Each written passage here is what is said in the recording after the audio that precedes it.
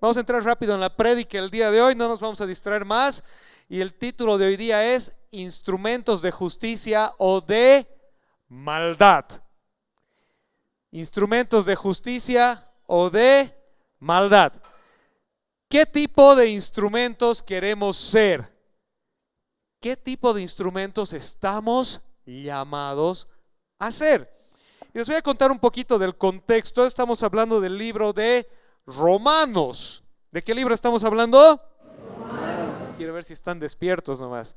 Estamos hablando del libro de Romanos, uno de los libros más importantes de la Biblia en temas de entender la doctrina de la salvación y la realidad humana. Y en el libro de Romanos, el apóstol Pablo, obviamente no vamos a leer ahorita todo el libro, pero desde el 1 hasta el capítulo 6 nos ha venido contando esta historia, que está aquí resumida en unos 5 puntos muy sencillos. Dice así: somos herederos de una naturaleza pecaminosa que nos esclaviza al pecado. Somos siervos del pecado por naturaleza. ¿Estamos bien? ¿Sí? Ok. Esto es un hecho que la Biblia nos plantea y que el sentido común nos afirma. Hoy vamos a presentar bebés, así que vamos a aprovechar de hacer una pregunta obvia a los papás y mamás. ¿Qué le enseñas a tu hijo? ¿A portarse bien o a portarse mal? Algunos van a decir a portarse mal. No, tu hijo por naturaleza, ¿cómo se porta? Mal. ¿Cuál es la primera palabra consciente que un niño aprende a decir? No. Y la segunda, mío. Pero nunca dice no es mío, ¿no ve? Siempre dice mío, no. ¿Qué le enseñas a tus hijos? ¿A pelear o a llevarse bien cuando tienen hermanitos? A llevarse bien. Por naturaleza el ser humano, como resultado de nuestra naturaleza caída, tendemos al pecado. Somos, y esta es una palabra fuerte, pero es la palabra bíblica, somos esclavos del pecado. Estamos esclavizados, nuestra voluntad está esclavizada al pecado. ¿Qué quiere decir eso? Que nuestra voluntad nos lleva inalterablemente a una vida de pecado. A veces queremos hacer las cosas buenas, pero acabamos haciendo cosas malas. ¿Sí? Como el amigo que dice nunca más voy a tomar y el siguiente viernes lo encuentras otra vez en el boliche. ¿Sí? Y el sábado está arrepentido y el otro viernes está otra vez en el mismo boliche. A causa de ese pecado, todos estamos destinados a muerte eterna. Todos pecaron. Todos. No se trata de que seas buen tipo o mal tipo, buena persona o mala persona. Se trata de tu esencia, mi esencia, nuestra esencia. Tenemos una esencia pecaminosa. Puede ser la mejor persona del mundo, pero igual en nuestra vida tenemos una tendencia pecaminosa. Todos nos peleamos, todos alguna vez mentimos, todos somos egoístas. Qué malo el pastor, pero es la realidad. Es la realidad. Tenemos una vida de pecado. Y esa vida de pecado, ese pecado en nosotros nos hace estar destituidos de Dios, separados de Dios. Pero Dios nos amó tanto que aun siendo pecadores, Cristo murió por nosotros. Somos salvados. Y quiero que tomes esto muy en cuenta. Porque aquí es donde Dios empieza a cambiar las reglas del juego y hace lo contrario a lo que normalmente pensaríamos. No es que Dios nos amó porque dejamos de pecar, sino que Dios nos amó tanto, dice Romanos 5:8, que siendo aún pecadores, Cristo murió por nosotros. Amén. ¿Están aquí? Amén. Dios te amó en tu condición de pecado. Dios me amó en mi condición de pecado. ¿Sabes por qué? Porque si no, no habría otra alternativa. Todos pecamos, todos estamos esclavizados de la naturaleza pecaminosa, todos estamos destituidos de la gloria de Dios por el pecado. Y si Dios decía, dejen de pecar para ganarse mi amor, entonces todos estábamos condenados, porque no podíamos. Pero Dios nos amó tanto que aún siendo pecadores, Cristo murió por nosotros. Amén. Esta salvación es dada por gracia a quienes la reciben. Y aquí viene esta frasecita: la conversión es necesaria. ¿Qué es conversión? Es que Dios nos amó tanto. ¿A quién? ¿A quién amó Dios? A todos. De tal manera amó Dios al mundo, a la humanidad. Dios amó a todos. Pero ese amor que es extensivo a todos no es recibido por todos. Requiere algo de nuestra parte. Requiere una aceptación de esto. Requiere una aceptación, primero, de mi condición de pecador, segundo, de mi necesidad de perdón, y tercero, de mi aceptación de ese perdón. ¿Me entienden? ¿Sí? Para aceptar perdón, primero tengo que entender que necesito perdón. ¿Sí? ¿Estamos bien? Entonces necesito entender mi condición. Soy un ser humano esclavo del pecado por naturaleza, y esa esclavitud al pecado me lleva a hacer lo malo. Terriblemente malo, poquitamente malo, pero malo en fin. Y es evidente porque en mi forma de ser y en la forma de ser de todo ser humano, lo que necesito es que se me instruya el bien, no que se me instruya el mal. El mal me sale solito. Entonces, cuando entiendo la situación de mi vida, busco una solución. Y en esa solución aparece Dios y me dice: aquí está, la solución es mi amor por ti, es mi gracia, es mi mano extendida a ti para levantarte y sacarte. Pero necesito aceptarlo, y eso se llama conversión o nuevo nacimiento. Se llama venir delante de Dios y decirle: Señor, perdóname, Señor, cámbiame, Señor, irrumpe en mí con tu Espíritu Santo y vivifícame. Dame una nueva naturaleza. Nueva naturaleza. La vieja naturaleza, mi naturaleza pecaminosa caída, sigue ahí, pero ahora está siendo atacada, destruida por una nueva naturaleza, que es la naturaleza del Espíritu Santo en mí. Es como un cáncer. ¿Qué hace la quimioterapia al cáncer? La quimioterapia bombardea al cáncer y empieza a destruir las células cancerígenas. Las empieza a destruir de tal manera que en tu cuerpo ese cáncer empiece a desaparecer y empieces a tener células sanas. Entonces, la nueva vida en mí, la nueva naturaleza de Dios en mí, empieza a hacer eso, empieza a atacar el cáncer del pecado en mí y a irlo destruyendo de tal manera que yo empiece a caminar con Dios. Amén. ¿Me siguen? El resultado de la vida de pecado es muerte. El resultado de la gracia de Dios es vida. El resultado del pecado es muerte. El resultado de la gracia de Dios es vida. Vida aquí y vida eterna. Y ahorita vamos a ver un poco más de eso. ¿Vamos bien hasta aquí? ¿Me están siguiendo? ¿Sí? Ok. Entonces yo necesito una inyección sobrenatural del Espíritu Santo, del amor de Dios, de la redención de Cristo, para hacerle frente al pecado, a la naturaleza pecaminosa. Lo lindo es que así como Dios me amó en mi pecado, Él no me da su Espíritu Santo y me dice: desde ahora depende de ti. Me da su Espíritu Santo y me dice: te sigo amando, pero ahora ya te amo y ya no estás caminando solo, ahora estás caminando conmigo. Amén. Y así como antes eras esclavo del pecado, ahora eres siervo de Dios.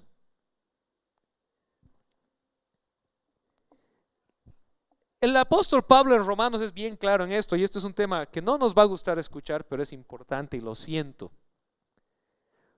Como ser humano, siempre vas a ser siervo de alguien, o del pecado para la muerte o de Dios para la vida. Y cuando tú dices: yo no le sirvo a nadie, yo soy yo solito, yo me sirvo a mí y a mí no me manda nadie, bueno, ya sabes a qué Dios está sirviendo al pecado, porque la raíz del pecado es el orgullo. ¿Vamos bien? ¿Sí?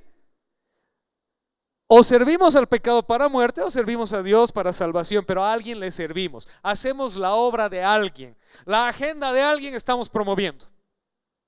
Amén. Ok, entonces con esto en mente vamos a leer un pequeño pasaje, un pequeño párrafo en Romanos capítulo 6 versículos 12 al 14, que Pablo, ya después de haber explicado todo esto, nos dice: ahora ustedes ¿qué? Fíjense: no reine pues el pecado en vuestro cuerpo mortal. Mirar al de al lado o al de atrás o al de adelante y dile: no reine el pecado en tu cuerpo mortal. Míralo y dile así con convicción, dile, no reina el pecado en tu cuerpo mortal. De modo que lo obedezcáis en sus, mi palabra favorita de la Reina Valera, concupiscencias.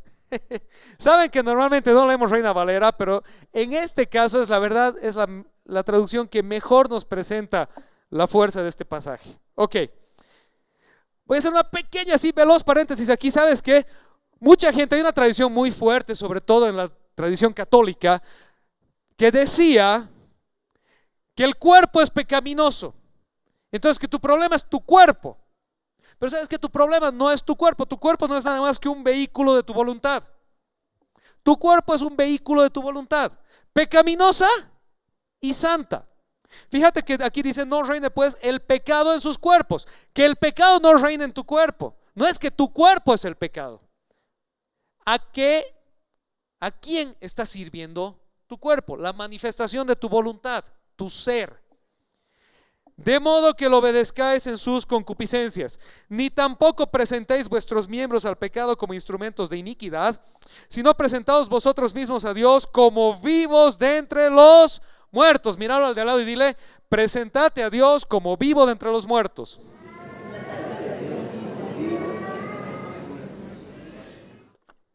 Y ahora míralo al que te ha dicho y dile, tú también. Y vuestros miembros a Dios como instrumentos de justicia. Porque el pecado no se enseñoreará de vosotros, porque no estáis bajo la ley, sino bajo la gracia. Nuestro viejo ser, esclavo del pecado y condenado a la muerte, ha sido sepultado con Cristo. Ahora hemos nacido una nueva vida. Somos siervos de Dios para justicia y destinados a vida eterna. Eso no es un versículo, eso es mi resumen de este pasaje. ¿Ok? ¿Sí? No es Romanos 6:15 o Romanos 6:14b, traducción Jonathan, ¿ya? Antes éramos esclavos del pecado para iniquidad. Ahora somos esclavos o siervos de Dios para justicia. El resultado de uno era perdición, muerte. El resultado de otro es vida eterna. Amén.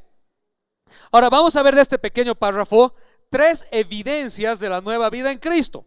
3 evidencias de la nueva vida en Cristo. ¿Están aquí? Amén. ¿Sí? Ok. El apóstol Pablo ha venido hablando del Espíritu Santo a través de él, de que necesitamos nueva vida. ¿De acuerdo?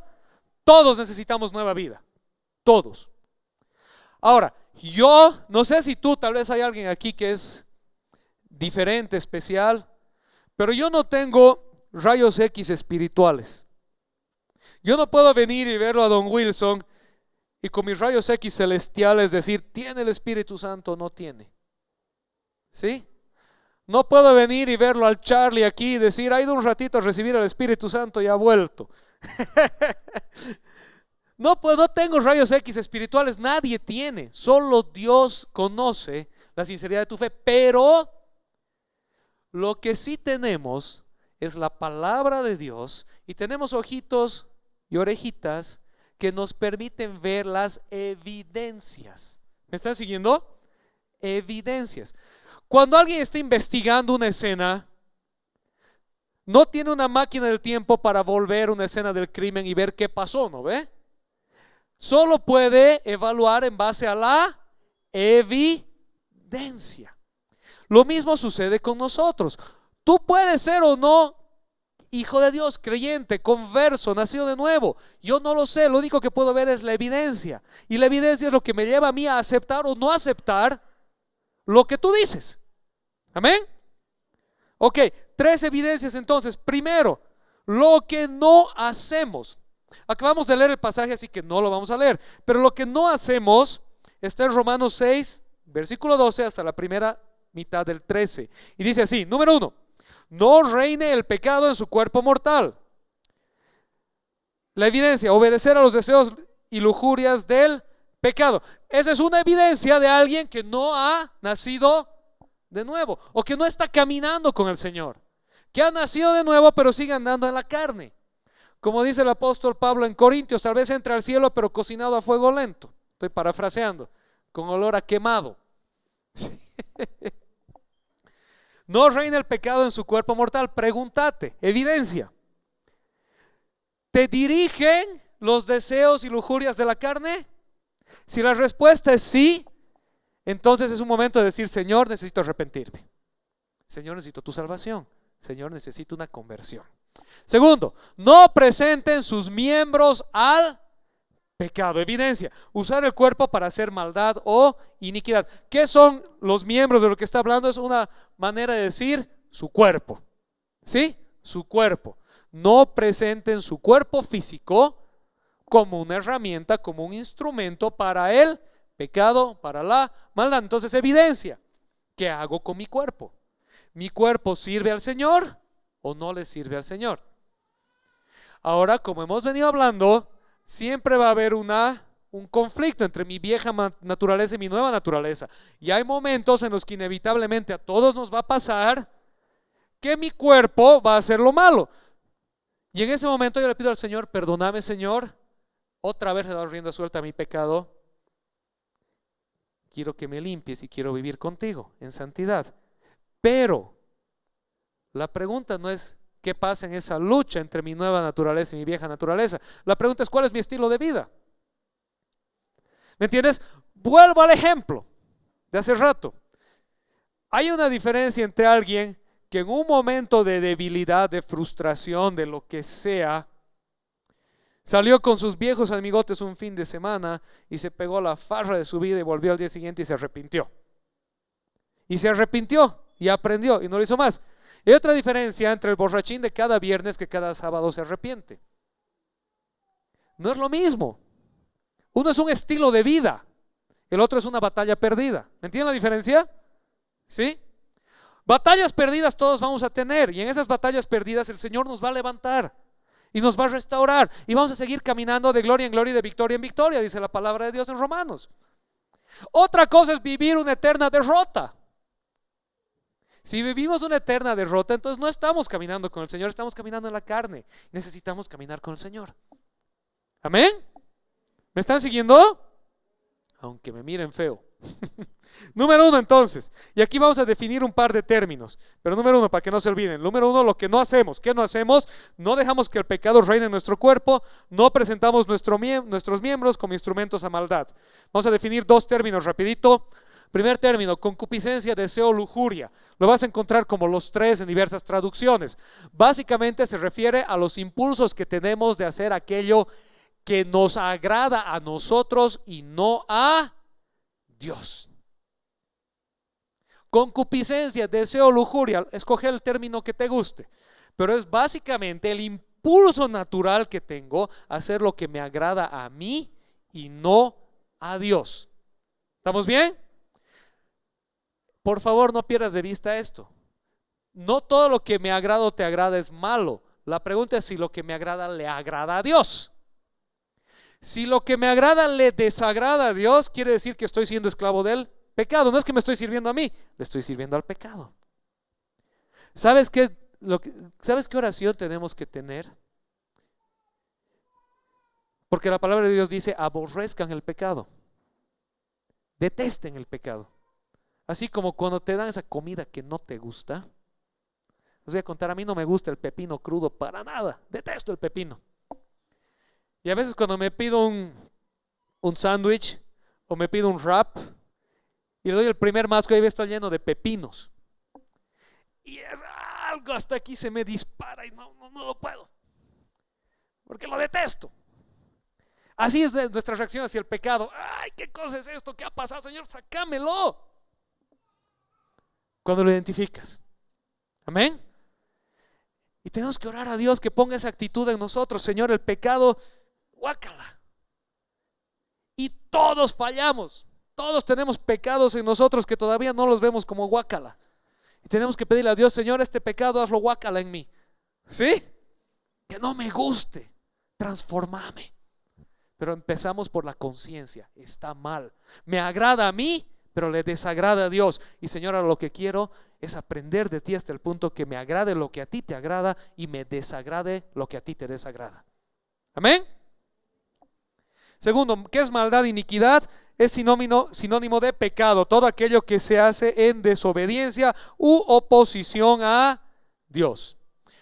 Segunda evidencia, la primera evidencia es lo que no hacemos, la segunda, lo que sí hacemos.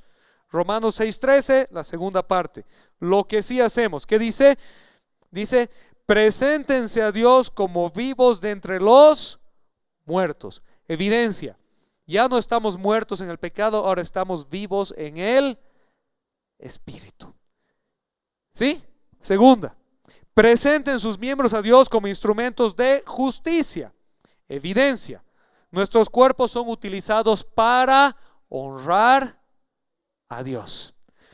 Vamos a definir términos otra vez rapidito. ¿Qué es vivos de entre los muertos? Vivos de entre los muertos.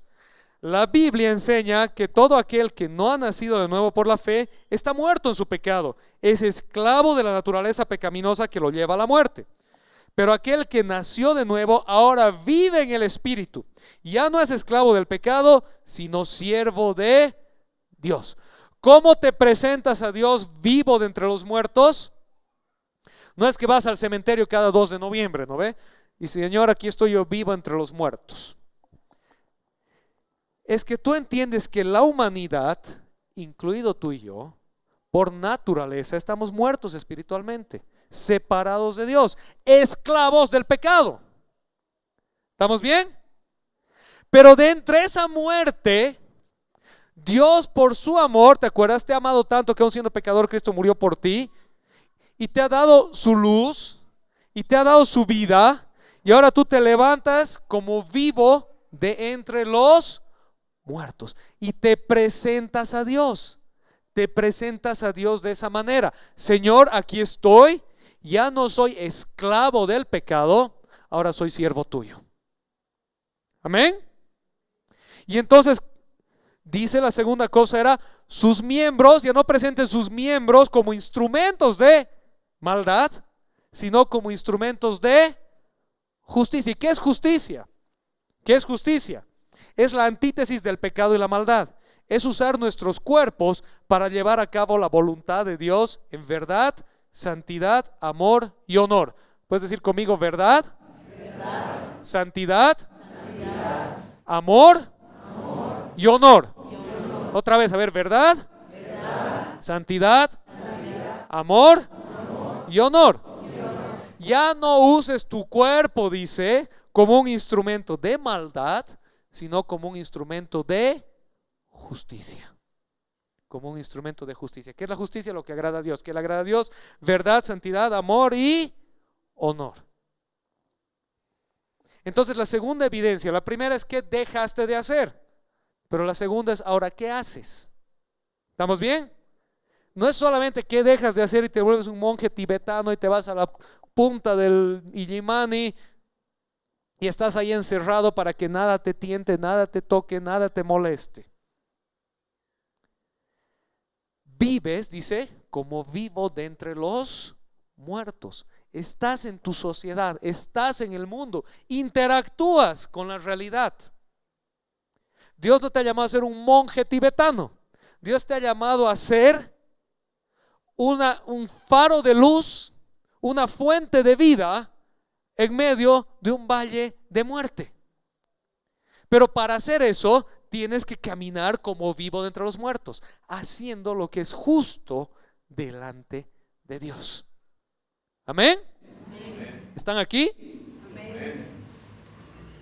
Y la tercera evidencia, ¿por qué lo hacemos? Vamos a leer el último versículo otra vez. Porque el pecado no se enseñoreará de vosotros, pues no estáis bajo la ley, sino bajo la gracia. Dice en otras palabras, el pecado ya no gobernará sobre ustedes. Y aquí está usando un verbo futuro, que hace notar que el pecado ya no tiene gobierno sobre nosotros ni hoy, ni mañana, ni nunca. ¿Me entienden? ¿Sí? Cuando dice el pecado ya no gobernará sobre ustedes, no está dándote una promesa futura, no está diciendo algún día el pecado dejará de gobernar sobre ti. El tiempo verbal que está aquí, en el griego original, está diciendo, ¿sabes qué? El pecado no gobernará nunca sobre ti. ni hoy, ni mañana, ni nunca. ¿Están aquí? ¿Hola? ¿Sí? ¿Por qué? Porque ahora tienes una inyección del Espíritu Santo en ti que te vivifica y te hace libre de los grilletes del pecado. Te ha soltado de esa prisión y te ha liberado para ser siervo de Dios. Amén. Y el pecado ya no puede gobernar sobre ti. Vamos a hacer una mini ilustración veloz y les voy a pedir a mis 3 amigos que se vengan por aquí. Mauri, ¿me ayudas? ¿Sí? Gavisita. Charlie. Vénganse por acá. Aquí está mi amiga Gaby. Mi amiga Gaby es una mujer natural, carnal, emocional. ¿Qué otro? Y lo está buscando al. Y está por ahí caminando por la vida. Y el Charlie es el pecado. Y en realidad lo que el Charlie está haciendo es que el Charlie, me prestan tus manitos, así suavito, con mucho respeto. Aquí atrásito, la tiene presa. Ella piensa que es libre, pero es presa del pecado y el pecado la lleva por donde él quiere. Y ella solo puede hacer lo que el pecado dice. Ahora, dentro del camino del pecado tiene muchas opciones. El pecado tiene un popurrí de versiones, ¿verdad? No es que solo peca de una manera, ella puede pecar como le dé la gana, pero puede pecar. Entonces el pecado le da la libertad de pecar aquí, pecar allá o pecar más allá. Tiene libertad para pecar como ella quiera. Pero de esa libertad no sale, es presa del pecado. Entonces viene el Espíritu Santo por la fe y lo único que hace es decirle: Charlie, ya no tienes poder sobre ella, soltala. Y la hace libre, pero no la hace libre para que siga pecando, la hace libre para que ahora empiece a caminar en el camino, tomarle de la mano amablemente, en el que él la dirige, la justicia. Entonces ella escoge, ahora ella tiene verdadera libertad. ¿Por qué tiene verdadera libertad? Porque antes solo podía hacer lo que él le decía, nada más, esa es su única opción. Mucho lo que él le decía, pero solo lo que él le decía. Pero ahora ella es libre de poder caminar con él en justicia, en vida, en verdad, o de decir de rato en rato: dame la mano, Carlitos, un cachito, vámonos a pecar otra vez. ¿Sí? Pero cada vez que se va al pecado, cosecha muerte. Pero él se acerca con su dedo así de enojado y le dice: ya no tienes autoridad sobre la Gaby, ella es libre, suelte, caramba, suelte. Y la Gaby puede volver al camino de justicia. ¿Me entienden? Les damos un aplauso a mis 3 compañeros, a la maldad, la justicia y la Gaby.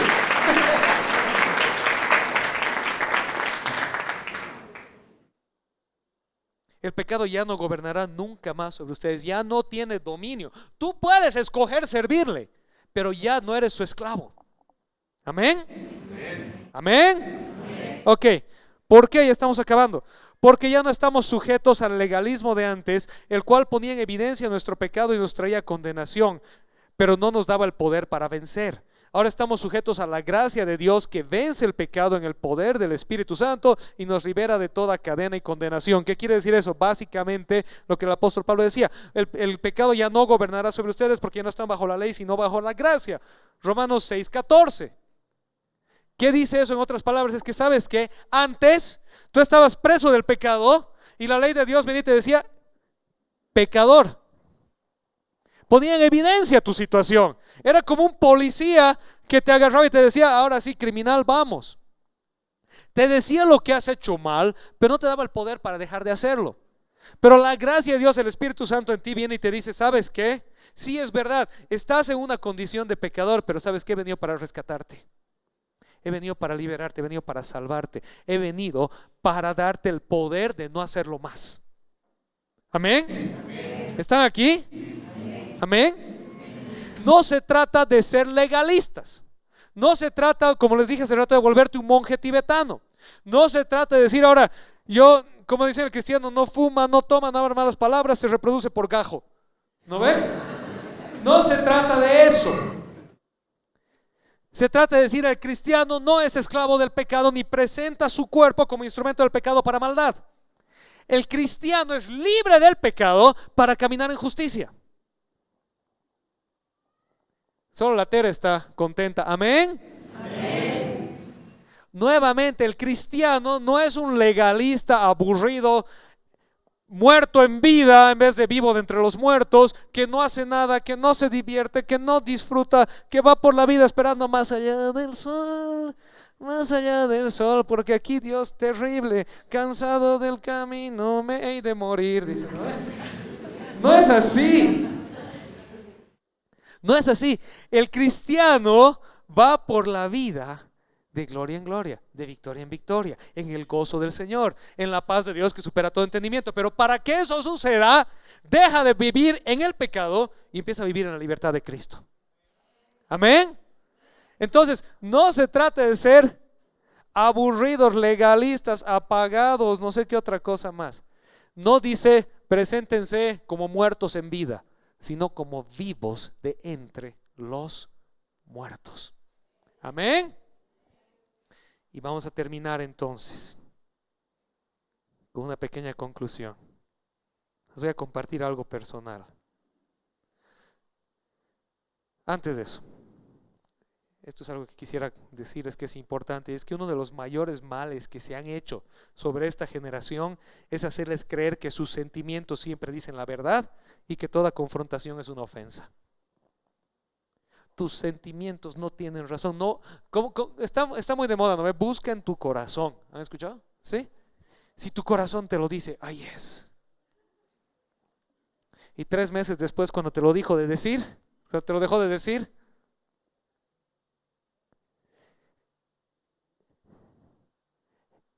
la palabra de Dios dice que engañoso es el corazón,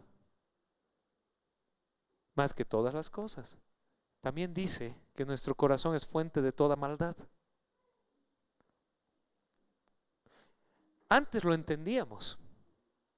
Antes los papás les enseñaban a los hijos y les decían, este es tu deber. No es lo que quieres hacer, pero es tu deber. Ahora le preguntan, ¿cómo te sientes? No estoy diciendo que seamos fríos, duros, no me importa lo que sientas, por supuesto que sí. No tenemos que volver a la imagen del padre tirano sentado en una silla con su palo y decía, a ver, número 5, venga por aquí. Le toca palazo de la semana. No estoy hablando de eso. Pero tenemos que encontrar un equilibrio. El mismo equilibrio que Dios nos da de ser un padre amoroso, pero que nos confronta, que nos corrige. El verdadero amor confronta. El verdadero amor corrige. El verdadero amor te dice, te amo, pero estás equivocado. Estás mal, no es el camino. Y ahí donde te dice tu corazón, ahí no es. Ahí no es. El verdadero amigo no es el que te apoya en todas tus decisiones, es el que te advierte de tus malas decisiones.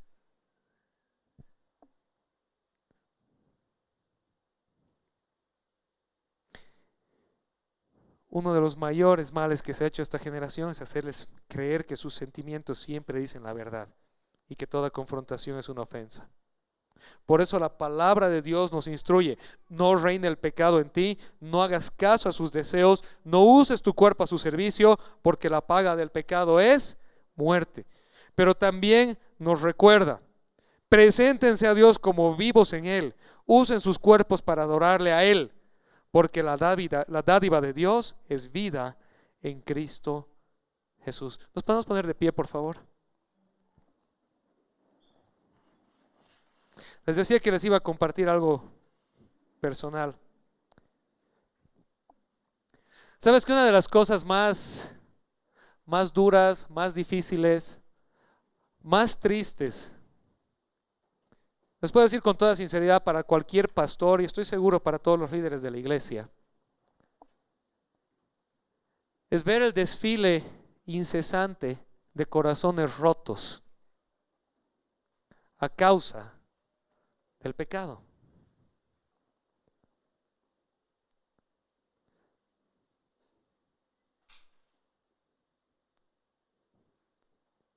Es escuchar y ver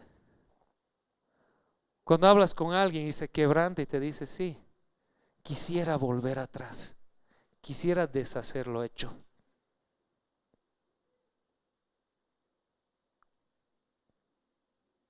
Pero más triste que eso es ver cuántas de estas personas conocen a Dios. Conocen a Dios. Y en algún momento de su vida cerraron sus oídos al Señor y dijeron: un ratito voy a volver y voy a servirle al pecado. ¿Qué va a pasar? ¿Qué puede resultar?